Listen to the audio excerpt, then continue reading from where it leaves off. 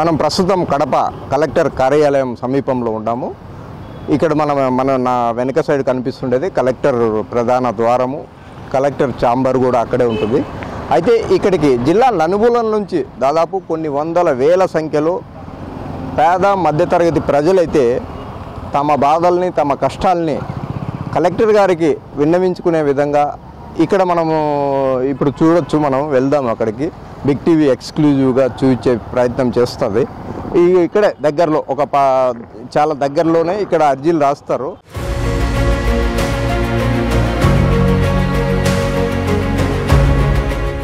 జిల్లా నలుమూలల నుంచి వచ్చే ప్రజలు సమస్యలు తీర్చుకునేదానికి అధికారులు అయితే సిద్ధంగా ఉంటారు. ఇక్కడ మనం చూడొచ్చు. ప్రతి నియోజకవర్గానికి కావచ్చు, ప్రతి ఊరికి సంబంధించి, ప్రతి డిపార్ట్మెంట్కి సంబంధించిన వ్యక్తులు కావచ్చు, ప్రతి అధికారి ఇక్కడైతే సిద్ధంగా ఉంటారు. ఎవరికి ఏం సమస్య అనేది వాళ్ళు అడిగి క్షుణ్ణంగా పరిశీలించి తగిన అధికారికి అయితే రెఫర్ చేస్తుంటారు. ఇక్కడైతే ప్రధానంగా ఉదయం 9 గంటల నుంచి అర్జీలు ఇచ్చేదానికైతే జిల్లా నలుమూలల నుంచి ప్రజలైతే భారీ ఎత్తున అయితే చేరుకుంటూ వస్తుంటారు.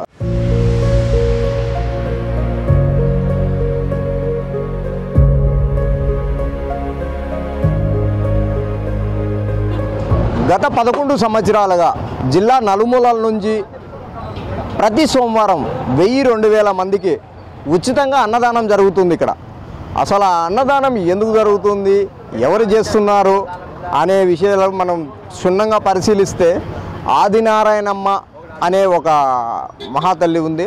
ఆమె కుమారుడు గోవర్ధన్ రెడ్డి అని ఆయన ప్రస్తుతం తెలుగుదేశం పార్టీలో యాక్టివ్గా పనిచేస్తున్న ఒక నేత కూడా. అయితే 11 సంవత్సరాలుగా ఈ కలెక్టర్ కార్యాలయానికి అర్జీలు ఇచ్చేదానికి వచ్చిన పేద మధ్యతరగతి కుటుంబాలకు 12 గంటల 10 నిమిషాలు అయిందంటే ప్రతి సోమవారం గంట కొట్టినట్లు కొన్ని వేల మందికి, కొన్ని వందలాది వేల మందికి అన్నదానం చేస్తుంటారు. అన్ని దానాలు లేకల్లా అన్నదానం చాలా గొప్పదని పెద్దలు పూర్వీకులు అంటుంటారు. మరి ఆయన ఏ ఉద్దేశంతో అన్నదానం చేస్తున్నారో తెలియదు, కానీ సుమారు కొన్ని వందలాది ప్రజలకి కడుపు నింపి పంపిస్తుంటాడు. ఎక్కడే కానీ ఎవరి దగ్గర 1 రూపాయి ఆశించడు, ఎవరి దగ్గర నుంచి విరాళం తీసుకోరు. ఆయన స్వయశక్తితో వాళ్ళ అమ్మగారు చెప్పిన మాట ప్రకారం ఆయన ఇప్పటి వరకు 11 సంవత్సరాలుగా ఈ కార్యక్రమాన్ని, పుణ్య కార్యక్రమాన్ని నిర్వర్తిస్తుంటాడు.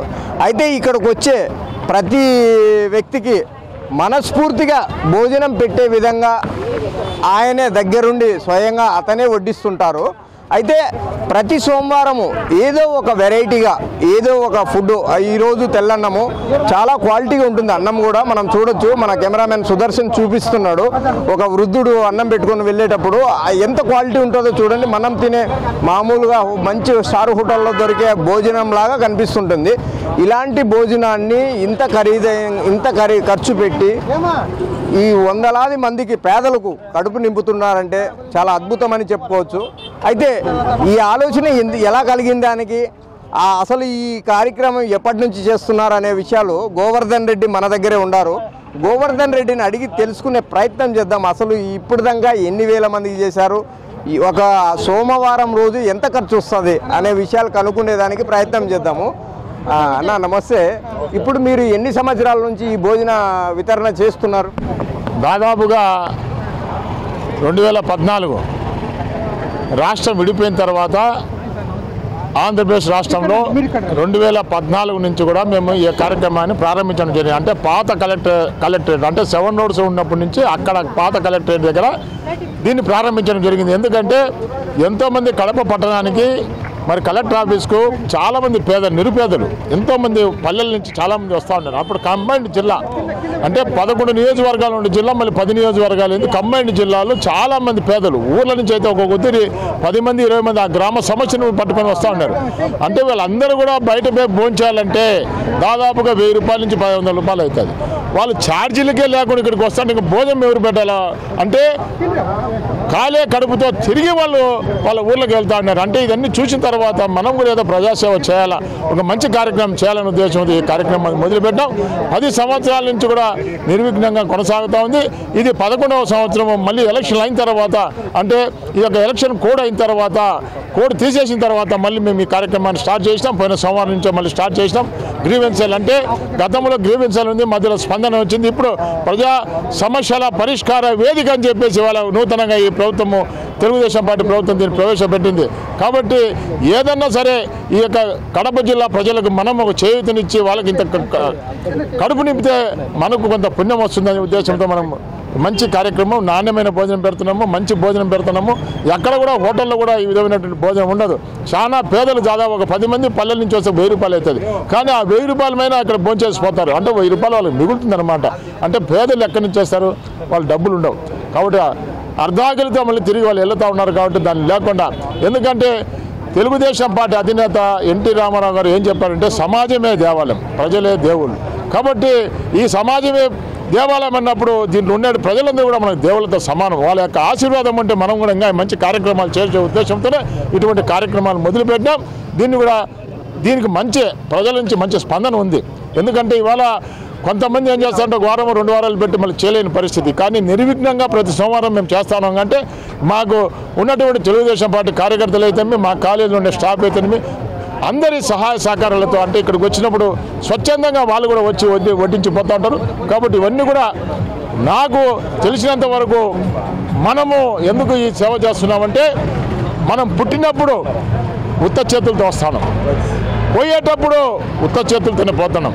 ఈ మధ్యలో ఇవన్నీ కూడా నావి అనుకుంటున్నాం, అవేవి కూడా శాశ్వతం కాదు ఇవన్నీ కూడా అనేది ఒక నగ్న సత్యం తెలుసుకున్న తర్వాత మనం కూడా ఈ ప్రజలకు సేవ చేయాలనే ఉద్దేశంతోనే మనం ఈ సేవా కార్యక్రమం మొదలుపెట్టాం. అయితే ఈ అన్నదాన కార్యక్రమము మీకే తట్టిందా, లేదా మీ వాళ్ళు ఎవరైనా చెప్పారా? అసలు ఈ కార్యక్రమం మొదలు పెట్టాలని ఎలా కలిగింది మీకు? ఆ ఉద్దేశం ఎలా కలిగింది? గతంలో మా తల్లిగారు ఆదినారాయణ గారు చెప్తా ఉన్నారు, ఏదన్నా మనం కొంత ప్రజలు కూడా సేవ చేయాలా, ఏదో ఒక మంచి కార్యక్రమం చేసి సేవ చేస్తే బాగుంటుందంటే మళ్ళీ రకరకాలుగా చూసాం. ఒకతూరి మంచినీళ్ళ ట్యాంకర్ పెట్టాం. దానివల్ల కొన్ని దురుద్దేశమైనటువంటి మా డ్రైవర్లు దాన్ని నీళ్ళు అమ్ముకుంటా ఉన్నారు.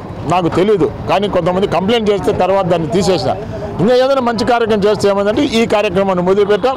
ఇది నిర్విఘ్నంగా మేమే దగ్గరుండి ప్రతి సోమవారం కూడా దగ్గరుండి బియ్యంతో పాటు, బేళ్ళతో పాటు, ప్రతి ఒక్కటి కూడా కాయగూరలతో పాటు నేను పరిశీలించిన తర్వాత వాళ్ళు వంట మొదలు పెడతారు. కాబట్టి దీన్ని తీసుకున్నాం. ఇవాళ ప్రతి సోమవారం కూడా 1000 మందికి తగ్గకుండా కార్యక్రమం చేస్తున్నాం. ఈ స్ఫూర్తితో కూడా కొన్ని జిల్లాల వాళ్ళు వీడికి వచ్చి చూశారు. గుంటూరు కానీ విజయవాడ కొంతమంది చూశారు. 1 రోజు 2 రోజులు పెట్టారు, కానీ వాళ్ళ సాధ్యం కాక వాళ్ళు తీసేసినారు. కానీ మేమేమో దీన్ని ఒక దేవుడిచ్చిన కార్యక్రమంగా భావించి దీన్ని ప్రజల్లో తీసుకుపోయినాం. దీని బ్రహ్మాండంగా మన ఫలితాలు వచ్చినాయి. దీని మీద చాలామంది నిరుపేదలందరూ భోంచేసిపోతారు. కాబట్టి ఒక మంచి కార్యక్రమం చేస్తానని చెప్పి ఒక ఆత్మకు తృప్తినిచ్చింది, మనసుకు శాంతి కలిగింది. కాబట్టి ఈ యొక్క కార్యక్రమాన్ని నిర్విఘ్నంగా ప్రతి సోమవారం కూడా 1000 మంది పైచీలకు భోంచేసిపోతూ ఉంటారు.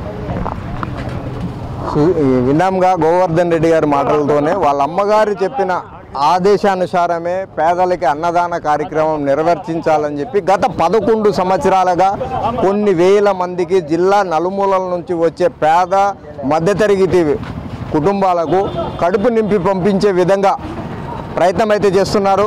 గోవర్ధన్ రెడ్డి గారు చేసే మంచి కార్యక్రమానికి ప్రజలందరూ తోడు ఉండాలని కోరుకుంటుంది బిగ్ టీవీ. కెమెరా పర్సన్ సుదర్శన్తో Madhu, big TV, Kadapa. For more videos like this, subscribe Big TV channel.